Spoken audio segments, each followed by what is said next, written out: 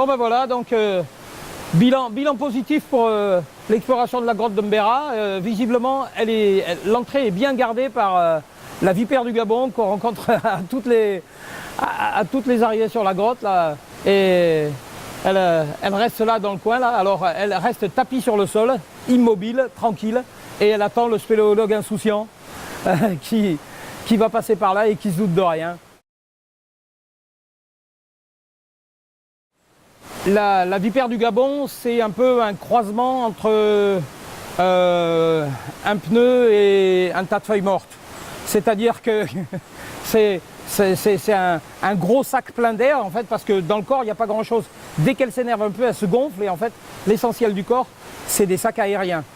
Donc, une grosse baudruche, c'est le plus large des serpents de la région, hein. Il peut atteindre 40 cm de circonférence, celle-là est jeune, heureusement. Et un dessin qui imite à la perfection les feuilles mortes, ce qui fait qu'en fait on en a sûrement croisé déjà une bonne dizaine sur le chemin, mais on ne les a pas vues parce que sur fond de feuilles mortes, elles sont pratiquement invisibles.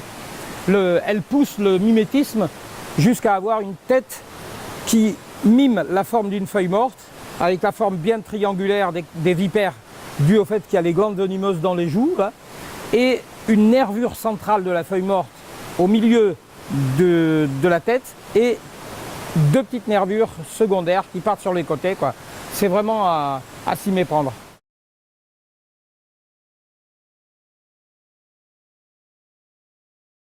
Alors c'est la première fois que j'en vois une à l'entrée de cavité. En général, je les ai trouvées sur sol forestier. Il y a deux espèces de vipères en forêt.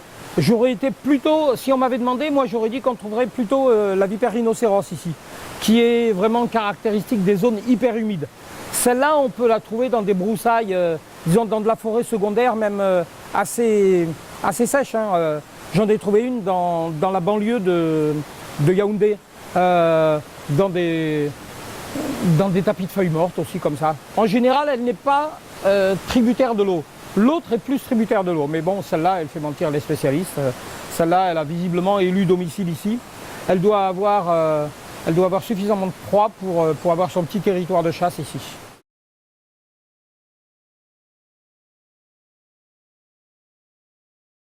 Ouais, c'est parmi les moins agressifs des serpents. Et ce qui caractérise les vipères par rapport aux autres familles de serpents, c'est qu'elles comptent sur leur mimétisme, pas seulement la vipère du Gabon, toutes les vipères comptent sur leur mimétisme pour passer inaperçues. Donc elles ne fuient pas quand on les approche. Elles se tapissent au sol, que ce soit les vipères de savane ou les vipères de forêt, et elles espèrent passer inaperçues. Et c'est donc des chasseurs à l'affût qui espèrent ne pas se faire repérer de leur proie, quoi. Elles ont des corps lourds, de toute façon, elles sont pas assez rapides pour s'enfuir. Une vipère du Gabon en pleine fuite, ça va à cette allure-là. C'est ridicule. Mais un 25e de seconde aller-retour pour la morsure. Donc ne pas sous-estimer la bestiole.